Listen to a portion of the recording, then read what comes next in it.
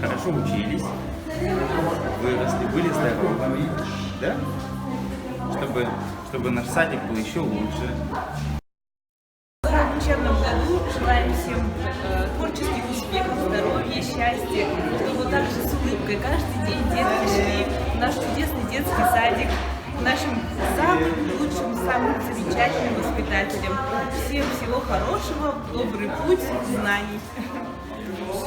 жаңадан оқу жылына тек қана жақсылық тілейміз. Қойған мақсаттарымыз желдеп, балаларымыздың денсаулығы мықтылау. Бәріміз аман болайық. Жақсы болсын. Рахмет, айтқаныңыз келсін, біздің сізге. Жақсы, құрметті Қарлығаш балабақшасының ұжымына көптен көп алғысымды білдіремін. Менің балапаным осында тәлім тәрбие алып жүр.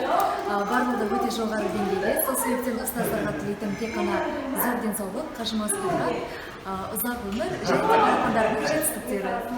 Көп рахмет. Рахмет, сіздерге де сәттілік. Біздің де сізге кішігірім сыйлығымыз бар. Әрқашан күнінде жүріңіздер.